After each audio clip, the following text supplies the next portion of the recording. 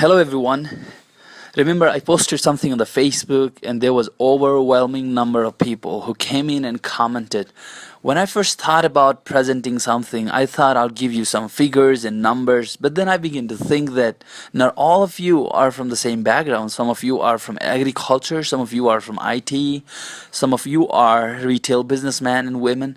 Now, I think my presentation won't be able to cater to all your expectation, but I have kept my presentation on a high level, and I hope by end of this presentation you will get a fresh and new perspective about what marketing strategy is and how it works in Nepal and what are some effective way of marketing yourself into the Nepali market. The targeted audience of my presentation are consultants, investment analysts, entrepreneurs, product managers, chief marketing officers, and brand managers. Now, if you are one of these people, I welcome you to join this presentation, but if you are not one of these people, I hope that you don't get bored along the way. Even before we get into the topic, I believe it's very important for all of us to know what marketing strategy really is. So this slide talks about what is marketing strategy. MIT says there are 4 components to the marketing strategy. The first one is finding profit opportunity. Second one is creating competitive advantage. Third one is challenging competitive advantage. And the fourth one is creating corporate advantage. Now in this presentation, we're just going to talk about the first point. Not that the last 3 are not important, but the first one is much more relevant to this presentation in the context of Nepal. MIT says that if you have a marketing strategy but you are not focused towards finding profit, your marketing strategy is no good. So when we talk about marketing strategy, the first thing that should come to our mind is finding profit. Marketing is all about finding opportunities that has profit or that can bring profit into your company or your business. Let's change the topic a little bit and talk about this opportunity thing. I want you to change the perspective and see this opportunity as a seasonal thing. In every business, in every market, all the opportunities are seasonal. They come and they go. And the value carried by those opportunities are also seasonal. They change along the time. If you have a great market opportunity today, it does not mean that it's gonna be there forever. So when you design your marketing strategy and implement it, you can't just say that this marketing strategy is gonna work forever. Marketing strategy should also be seasonal because the opportunities in the market are seasonal. Your marketing strategy should always have a timeline because your opportunities also have a timeline. I'll give you an example. If the total smartphone market opportunity in Nepal is 50 million Nepali rupees, it does not mean that next year the market opportunity value of a smartphone is going to be 50 million. It might decrease, it might increase, or the smartphone might be replaced by some other gadget. We never know about these opportunity things because they always come and go. And since they come and go, since their value is always changing, our marketing strategy should also have a timeline. 15 years ago, the market of radio was so much in Nepal. Now that market was replaced by television, and that television was replaced by some 4K LED technologies. And now television are being replaced by YouTubes. See, the market opportunity are changing because technology is changing.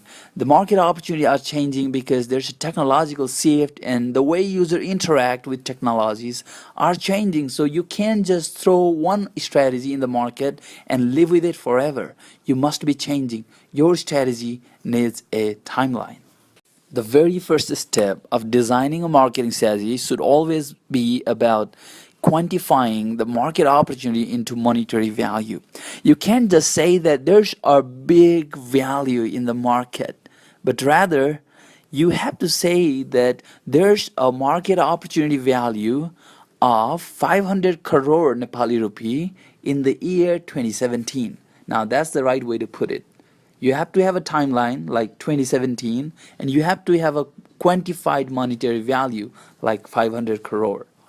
Now, the second step is detecting a harvest timeline. Now, harvest timeline is the timeline where you are going to launch your marketing strategy and make profit. And your marketing strategy should always be launched within the harvest timeline. For example, if you have a business that sells down jacket in Nepal, you need to have a harvest timeline that starts from Kartik and it ends in Magh. And your marketing strategy might go from Mangshir to Puss just for 2 months. So marketing strategy timeline always comes within the harvest timeline. As an entrepreneur, your job is to detect the right harvest timeline, and your job is to identify the profitable marketing strategy timeline. The third step of designing a marketing strategy talks about studying your users and your customers in the market. If you have no idea about who your potential users are and what their behavior and interaction looks like, you will not be able to draft and design and implement effective marketing strategy. You always have to study and know who your users are and how they interact. I want to give you an example about Nepali clothing business. Most of Nepali men and women, they love to see the clothes, they want to touch it, they want to put it on, look in the mirror and then buy.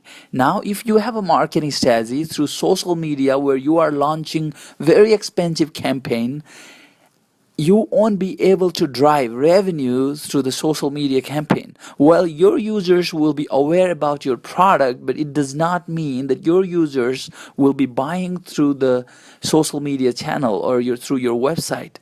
You have to understand who your users are and how they react and how they interact with the products that you are offering. The second thing you have to study is the purchasing power of your potential customer. You have to know who you are targeting, and you have to know the purchasing power of the people you're targeting. You can't just put a random price on the product. Your price has to be relevant, and your price should be able to compete with your competitor. You have to study your users and know what they can afford. And this will help you set the relevant and realistic price strategy that can compete with your competitor. Every marketing strategy has a price strategy. So price strategy is determined by assessing the purchasing power of the customer. The last step of designing a marketing strategy is designing the marketing campaign. There can be multiple marketing campaigns within one single marketing strategy. Every marketing campaign needs a right channel. Some of the example of channels could be Facebook, Instagram, Twitter, online news media channel, YouTube channel, Google Ads, and so on. Another thing within designing a marketing campaign is having a strategic partner.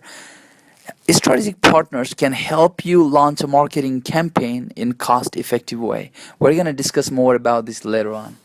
Let's take a look at a practical example. The idea is to have you as an importer and supplier of World Cup 2018 jerseys. The product is World Cup 2018 jerseys. Let's say the total marketing opportunity is 5 crore Nepali rupees. Harvest timeline is detected from 2018 May to 2018 August. Now the marketing strategy timeline is going to be 2018 May to 2018 July. Marketing strategy goal is 2 crore within harvest timeline of 3 months.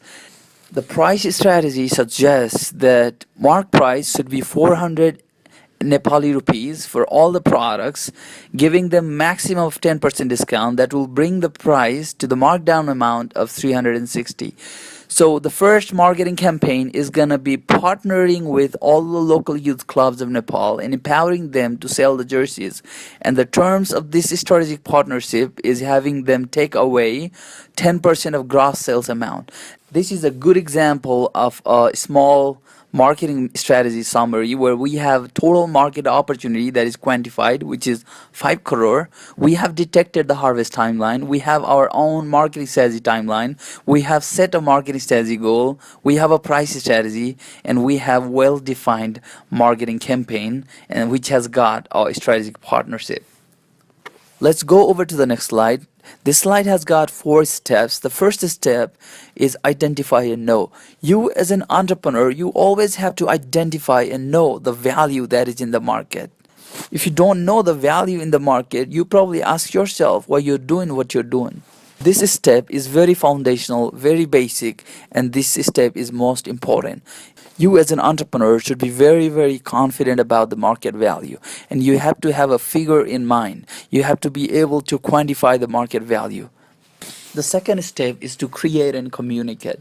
Sometimes you might know there's a value in the market. You might know that you are bringing something great into customers' life, but your customers might not realize the value you're bringing into their life. So there might be a disconnect. And you as an entrepreneur, you have to fill in the gap. You have to communicate very effectively why it is important for your customers to subscribe to your product. Sometimes your customers don't know what they want until you tell them what they want. The third step is for you to reach out to your customers and capture those customers and turn them into profit. Eventually, you must have a point in your marketing timeline where you are converting your customers into profit. That's the whole goal of setting a marketing strategy. The last step is where you are cruising. You are making regular and recurring revenue out of your marketing strategy.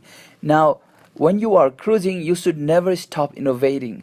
You should always reach out to your customers and ask them how can you serve them better. If you don't get the feedback and incorporate those feedbacks into your product, man, you might lose the next harvest timeline because your competitor will offer a better solution than yours in the next harvest timeline. So for you to effectively transition from one harvest timeline to another harvest timeline, you need to think about the customer's feedback, about innovation, and also take care of the technological shift that goes along with the timeline. Let's talk about market shifts. Market shifts are very, very real, though a lot of entrepreneurs ignore this fact. Market shifts are caused by new challenges. Let's say once upon a time there was a big problem that you solved. You came up with a great idea, with a great team. You offered the solution. A lot of people subscribe to your product. Now that does not mean there will not be new challenges in the future. And you as an entrepreneur, you have to watch out for the market shift caused by new challenges because your customers are always looking forward to cope up with new set of problems. Second point talks about how market shift are caused by users' behavior. Sometimes market can shift because users' expectation are growing or users' expectation are changing. You as an entrepreneur, you have to watch out what your users are expecting, how your users are engaging with your product. The third thing that could cause market shift could be technological upgrade by your competitor. Your competitor might do a huge technological upgrade where you might stay where you were, and then you lose the momentum of transitioning from one harvest timeline to another. The fourth one talks about pricing strategy. Now, as a business person, as a business, you will have competitors, you will have complementers. Now, your complementers might come up with a new and effective price strategy to win over you. So you have to always watch out for your complementers too. We have a case study that is being displayed in the slide.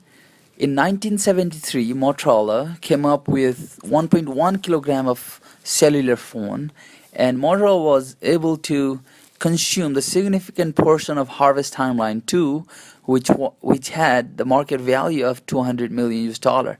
In 1989, Nokia came up with just 800 gram of a cellular phone. It was able to consume the harvest timeline 3. The total value was 1 billion, and Nokia was able to take a significant portion of that market value. In 1998, Nokia came up with the new revision of their phone, and they were able to take on the harvest timeline 4. In 1998, Nokia kept on innovating. Now see, Nokia was able to take 3 consecutive harvest timeline because they were constantly innovating. Let's take a look at 2008. Apple came up with iPhone, and they took over harvest timeline 6, and they took over the significant portion of the market value, which was 100 billion. This was huge, and this caused the downfall of Nokia because Apple took over Nokia. Maybe the reason why Nokia fell down is because they didn't cope up with new challenges, they didn't fulfill the user's expectation, and they didn't watch out for the technological upgrade that was done by its competitor. My encouragement to you as an entrepreneur is that never ignore the fact that market shifts are real, but be ready and prepared on how you can handle it. Let's move over to the next slide. I came up with the overall corporate marketing strategy flow that involves various processes. The first one is identification, second one is segmentation, and then engaging, then conversion, and eventually it's all about branding. So I'm going to explain to you what all these processes are and how they matter to your business and how they're going to help you understand the overall process of marketing strategy all the way for you to have a great brand value in your business. The first step is identification. In this step, you should be able to answer to two set of questions. One is qualitative, another is quantitative. You have to know your customers. You have to know who you are going to sell. You have to know the level of education your customers have. And you also have to know the purchasing power. You have to know what they can afford and what not. In this step, you should also be able to answer to the questions like, what is the total market demand in the market? How many potential customers do I have? What is the total value of the first harvest timeline?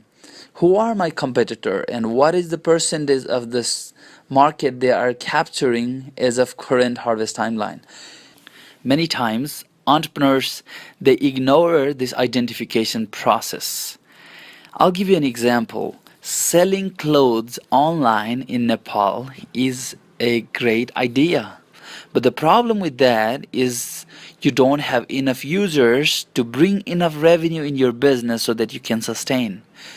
Having a great idea doesn't mean that you will have a good number of users. So this identification process is going to help you know who your potential customers are and also know if they are really educated enough to subscribe to your service. And this will also eventually help you know the number of users and the customer base. The second step in this process is segmentation. Segmentation is all about dividing your customers into different groups. Remember when you first said, okay, I know my customers, I know who I am going to sell, but you have no idea about their age groups, their preference, their interest group. Now, segmentation talks about dividing your customers into small groups so that each groups will have a homogeneous set of users. Segmentation can be done on the basis of different attributes.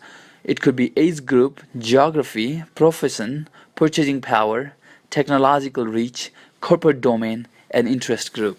First step involved in segmentation process is having you divide your potential customers into different groups. The second goal of segmentation process is for you to know the density within each group. Once you identify the groups and divide your customers into the groups and also know the density of your potential customers within each group, this way you will be able to know where your customers are and where your customers are not.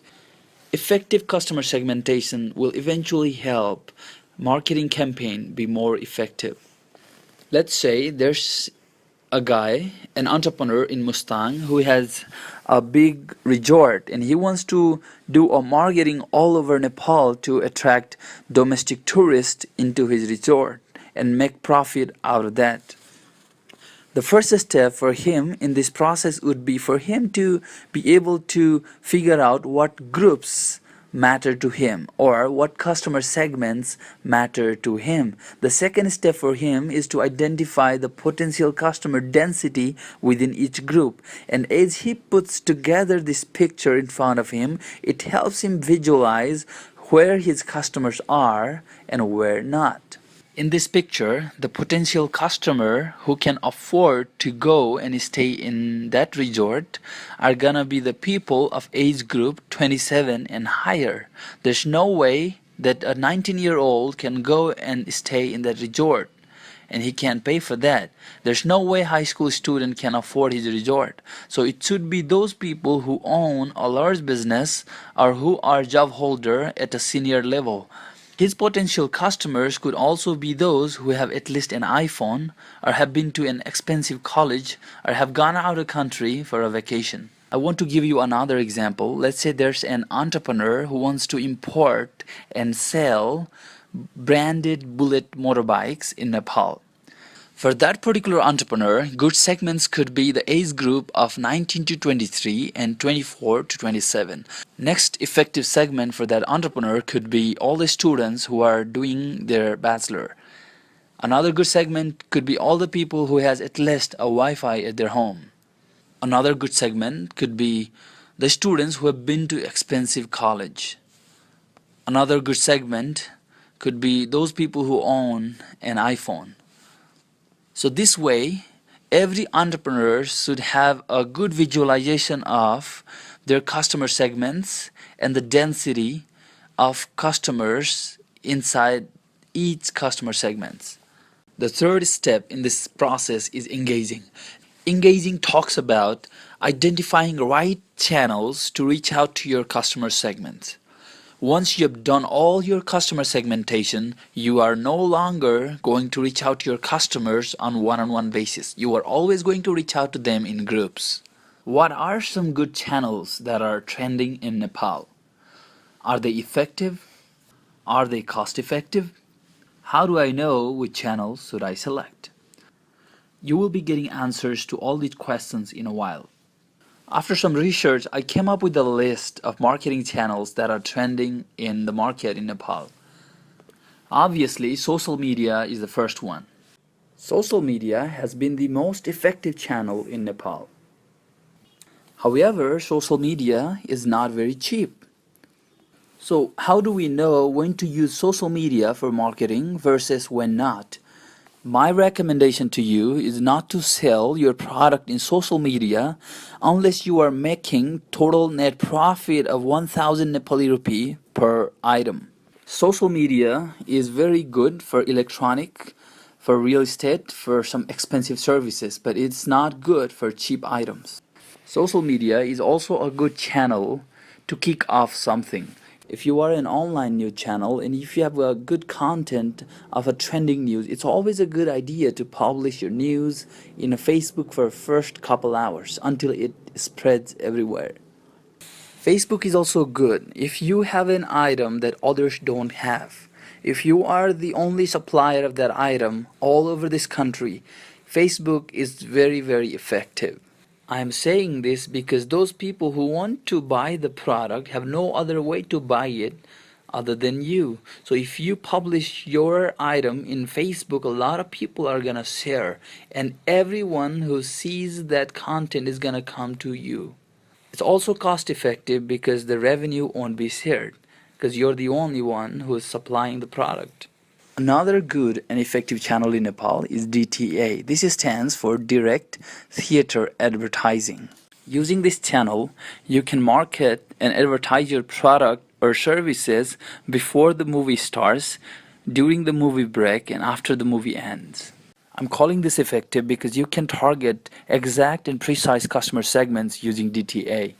You will have to correlate the movies and the customer segments, and that way you can target specific customers using DTA. Let's say there's an entrepreneur in Jamsikil who opened an expensive and high-end restaurant. It would be very effective for him to market and advertise about his restaurant before the movie starts and during the movie break. We can literally correlate and say that those people who can afford to watch 3D movies, who can afford to watch Spider-Man, Star Wars, are gonna be the one who would be interested about the high-end food products in his restaurant. Through DTA, you can also target the geography. If you want to market, advertise, and showcase your product in Pulchok, in Jawalakhel, Lagankhel, Jamsikel, and Sanepa, you would better do it in Labim Mall because Labim is kind of the center point of all these specific locations that you're targeting. The next effective marketing channel in Nepal is local and trending YouTube videos. There are several YouTube channels in Nepal that get more than 1 million views per video. If only you could partner with those video producer and put your digital content before the original video or after the video, you would be able to have more than 1 million people watch your advertisement. Another set of trending marketing channels are digital news channel like Online Cover, Hamro Bazaar, and Nagarik News. If you are a small business owner, I personally don't recommend you to publish your advertisement in online news channel expecting that you will get some profit out of that. News channels in Nepal are a good place to publish notices or to kick off some campaigns. If you are into large scale business, online news channel might be a good place for you. Online news channel have been proved very effective for big products like cars, motorbikes, loans, real estate, and etc. But we don't recommend small business owners to advertise something on an online news channel. I want you to be aware about the fact that Facebook launched its marketing campaign against the customer segments. Facebook provides us with a list of customer segments against which we can boost our Facebook post. I want to show you an example on how you can boost your post through Facebook. This is a post that I want to boost. I'm just clicking on boost post, and this is the screen that Facebook brings me to. Here you can go on and change your target audience. You can click it here, and this is what I wanted to show you. In Facebook you can select gender. You can select either men or women. It depends on who you want to target. You can also select age group. The age group ranges from 13-year-old to 64. Let's say I want to target my post against the age group 25 to 30. So it's already selected. Now I want to target my Facebook post against all the people located within Kathmandu Valley. You can also type in Pokhara and target your Facebook post against all the people in Pokhara. Facebook provides you a way to target a specific demography or an interest or a behavior. You can say to the Facebook that you want to target your post against all the people who own an iPhone, and this is how you can do that. If you have a travel and tours business, you probably want to target your advertisement towards those people who frequently commute between Nepal and other international countries, and this is how you can do that. In Facebook, you can also create a new audience. I just want to share you a true story about Facebook marketing. When I was in US, I really loved a particular brand of a hiking bag. I always wanted to bring that bag over to Nepal and sell it, but I wasn't able to do so because importing goods from US to Nepal was quite expensive.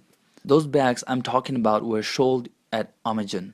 After some time of researching, I was able to contact the supplier of those bags. So I reached out to them and asked them to manufacture some of those bags for me so that I could sell it in Nepal. They manufactured those bags for me and they shipped it over to Nepal, and my job was now to sell it in market in Nepal. Those bags were of a very good quality and they were expensive, so I wanted to use Facebook to sell those bags. What I did was I created a Facebook audience called Hiking and Trekking Gang. Targeted specifically 5 locations: Bhaktapur, Kathmandu, Lalitpur, Lukla, and Pokhara. I knew that the potential customer that I was targeting to had an interest such as cycling, being a tour guide, travel and tourism, trekking, and hiking. I wanted to market my bags to those people who could really afford it.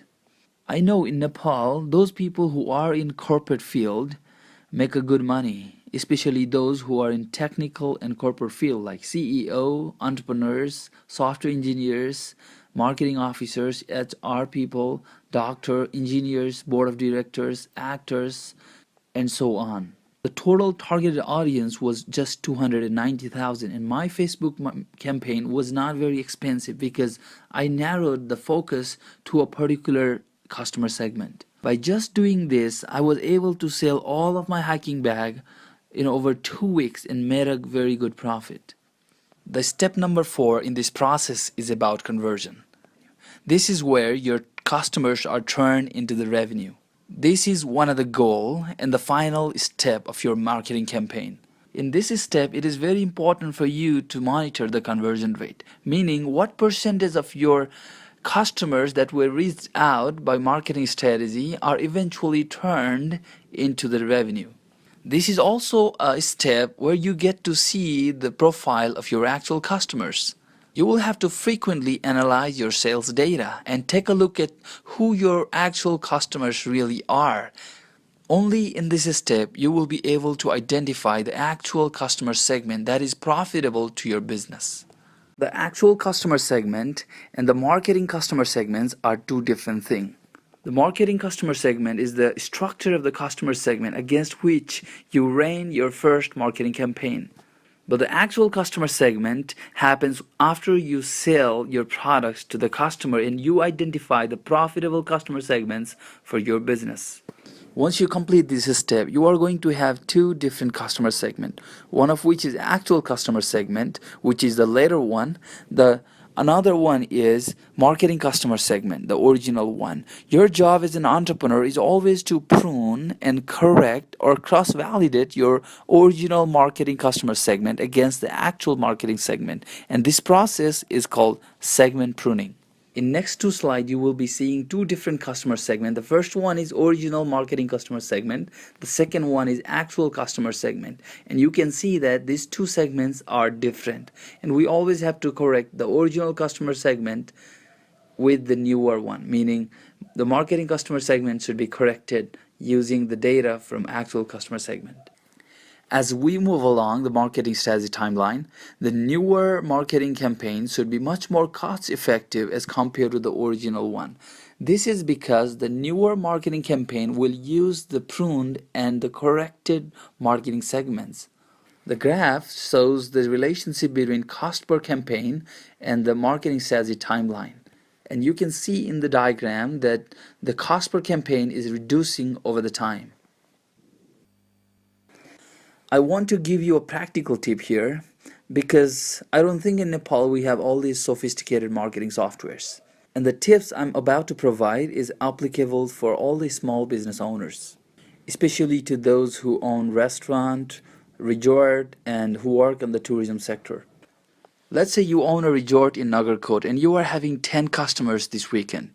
What I want you to do is just go to them, talk to them, introduce yourself as a restaurant owner, and get the data from them without them knowing. I'm not saying that you interview them or take a survey or bug them. You will have to be smart to be able to intentionally talk and drive the conversation towards the data collection without them knowing about what you're doing. If you really start doing this, you will be collecting data from your hundreds of customers over a couple months. The next step is for you to identify the customer segments. Once you identify your actual customer segment, now you can run your marketing campaign against those customer segment. You can use social media or digital advertisement to target those customer segment group.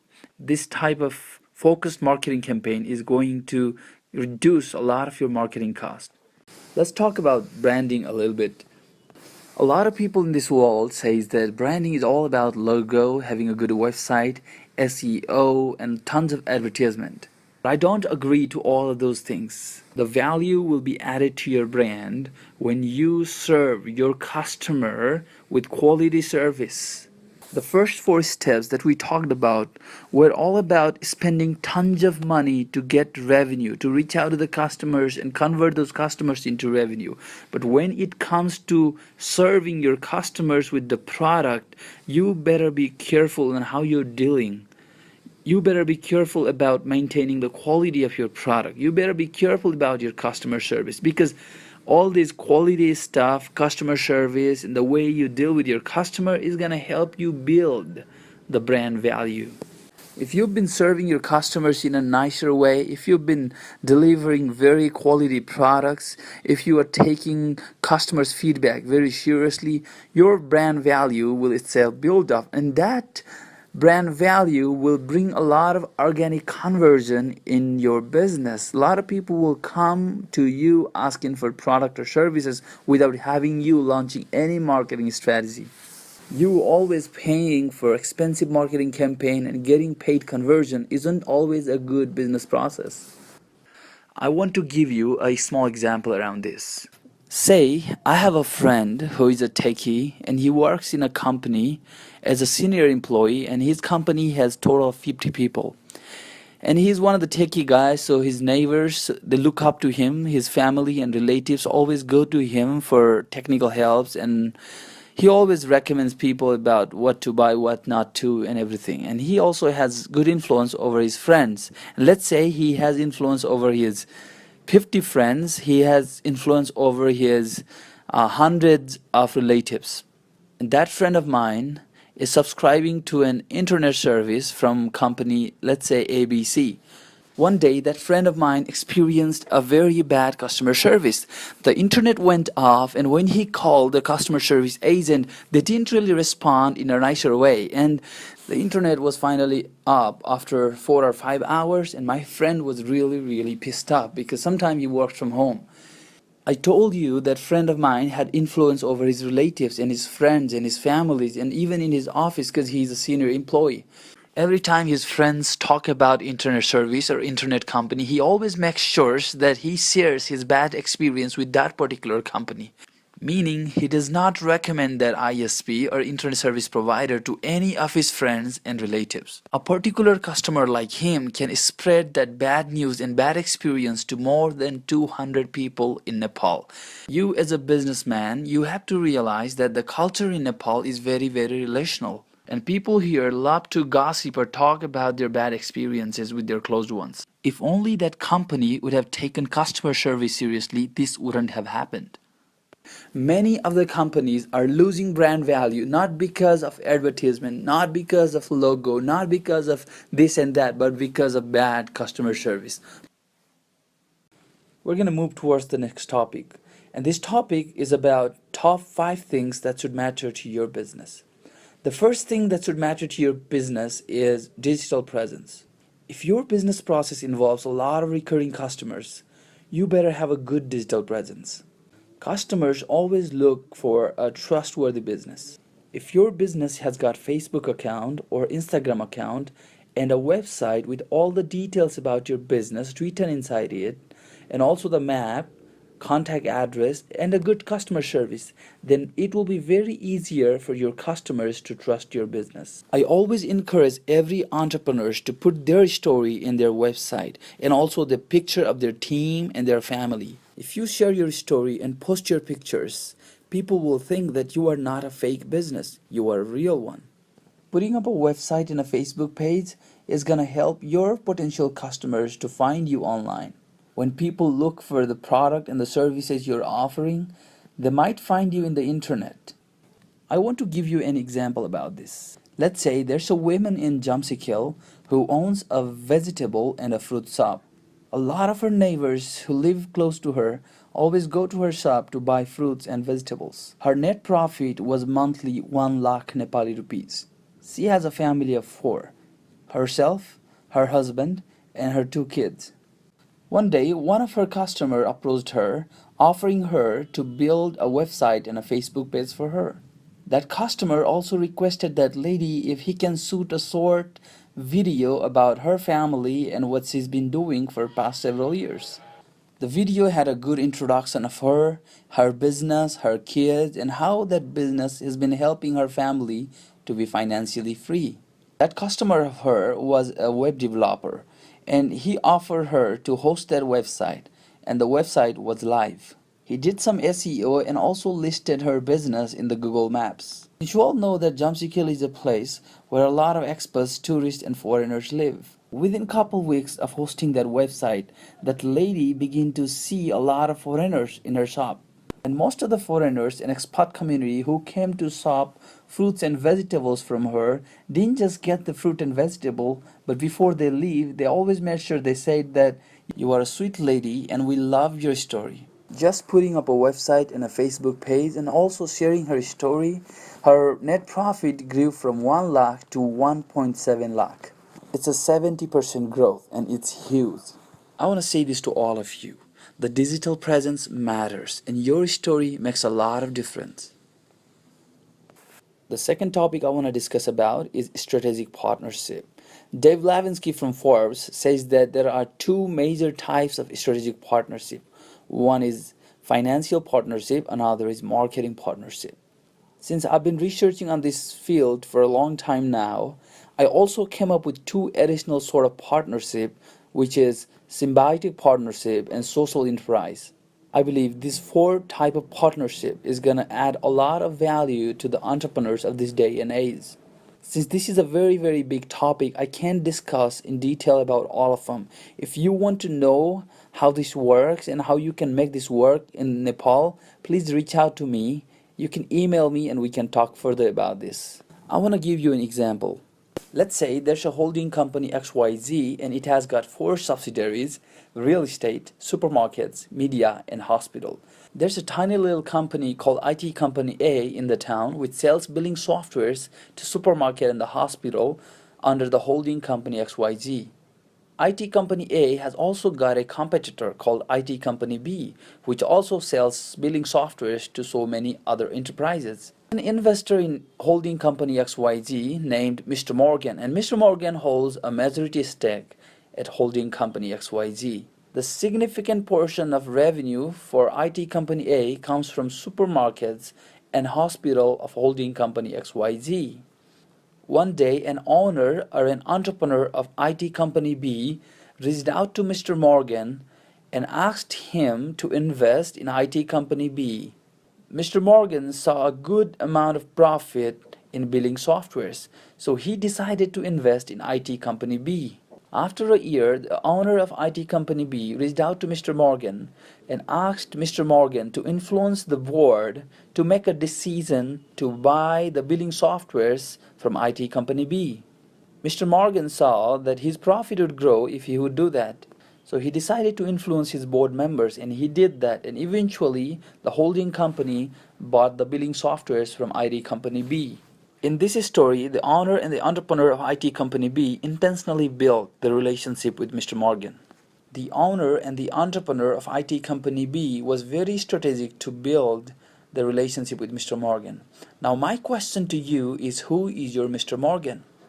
If you really want to sustain in this market, you need to find your own Mr. Morgan. I want to give you a real example. One of the investor in Nepal has invested both in real estate company and also in internet service provider. The real estate company has a lot of big and tall apartment buildings, I think more than 5. And because of that investor's decision, the management of apartment buildings decided to wire the internet of that particular ISP. If you want to get the internet from other ISP, it's much more difficult. You will have to get the internet from that particular ISP because the wires are already there and it's so much easier. I have many other cases of strategic partnership through financial partnership or marketing partnership. I think we can't go in details of all these examples, but I hope you got the idea and the picture of how you can sustain in Nepali market for a long time. Guys, if you have a big business and if you want to grow and sustain, you gotta find financial strategic partners. Otherwise, it's gonna be much more difficult in coming days. I see a bigger risk for payment gateway companies because payment gateway has a big revenue in Nepal. Everyone wants to do it. They are just waiting for the right time. I'm pretty sure that there will be a lot of payment gateway companies that will come and be launched in coming days. If you own a payment gateway company or if you are thinking about launching a payment gateway company, my suggestion to you, don't focus much in finding customers. Your all focus should be to find strategic partners. As a consultant, I have a good relationship with a lot of investors and also a lot of companies. If you want any further additional assistance on building strategic partnership, I can help you guys. And if you guys need any help in developing terms for strategic partnership, we can help you. I've been recording these contents for a long time now and I feel like ending this. I still have a lot more slides to cover, but I don't want to do it because I've spent enough time to do this. I hope this will help you, and if you need any additional assistance or any consulting services around this, just let me know, shoot me an email. I'll be there to help you. Thank you.